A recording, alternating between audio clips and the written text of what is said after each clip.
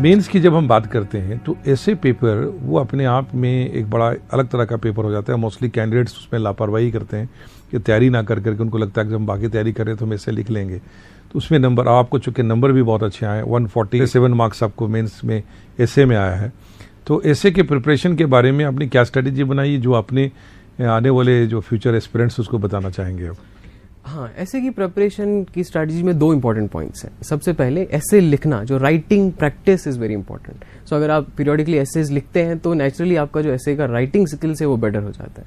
दूसरा, ऐसे के लिए हमें कहीं सेपरेट कुछ सोर्सेज या इन्फॉर्मेशन की जरूरत नहीं है। जो चीजें हम जनरल स्टडीज में, ऑप्शनल में, न्यूज़पेपर से जो चीजें पढ़ते हैं, that is the material that we have to use in essays. लेकिन मुझे ऐसे में अच्छे मार्क्स हासिल करने के लिए कुछ चीजें हैं जो मुझे लगता है बहुत इंपॉर्टेंट है। सबसे पहले जो टॉपिक है, इस टॉपिक को काफी अच्छी तरह से समझना बहुत जरूरी है।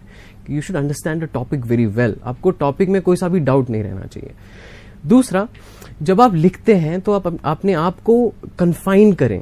अब ऐसा ना हो कि आप कहीं भी चले जाएं। Yes, you should keep the topic always in your mind कि जो भी आप लिखते हैं उसके आसपास ही। हाँ, और एक फॉर एग्जाम्पल अगर कोई टॉपिक आता है, social media is another pillar of democracy, तो कई सारे बच्चे क्या करते हैं, वो पहले सोशल मीडिया पे लिखने लगते हैं 400-500 वर्ड्स, फिर उसके बाद डेमोक्रेसी पे 500-600 वर्ड लिखना शुरू कर देते हैं। What they do is they and up writing and right up with half on social media and half on democracy, जबकि टॉपिक ना सोशल मीडिया पे था ना डेमोक्रेसी पे था। Topic was social media is another pillar of democracy.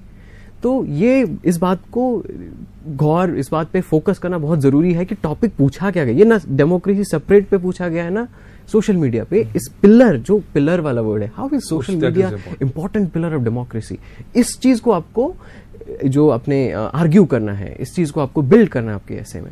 Normally candidate क्या होता है, सोशल मीडिया की चर्चा करते रहते हैं या डेमोक्रेसी की चर्चा करके रहते हैं, लेकिन जो पूछा गया होता है, जो क्रक्स होता है, उस चीज को छोड़ देते हैं। तो हम इस सेंस को आपने एग्जामिनेशन में दो टॉपिक कौन कौन सा लिया था आपने? एक तो पहला टॉपिक था it's better to lend hands than to give doles, और दूसरा मुझे भी ध्यान में नहीं आ रहा है, लेकिन दैट वाज शायद टेक्नोलॉजी रिलेटेड था। वो technology and man power, technology oriented जो क्वेश्चन था, टेक्नोलॉजी ओरिएंटेड क्वेश्चन था। कुछ खास एरियाज जिसमें कैंडिडेट को ऐसे के थ्योरी के बीच में दौरान में जो कंसंट्रेट करना चाहिए, वो ऐसा लगता है आपको?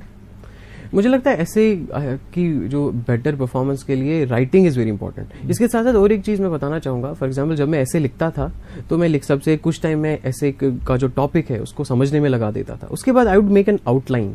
मैं रफ एक आउटलाइन बनाता था कि हाँ, मैं अब इसमें लिखूंगा क्या क्या, जैसे ब्रॉड पॉइंट्स, ठीक है। फिर उन ब्रॉड पॉइंट्स को मैं मेन जो ऐसे में ये करता था, डिस्क्राइब करता था। So this outline used to help me stay confined with the boundaries of the topic, कि टॉपिक से मैं भटक ना जाऊं। उसके लिए आउटलाइन और ये जो बेसिक फ्रेमवर्क है, स्ट्रक्चर बनाना हेल्प करता है। That's very important.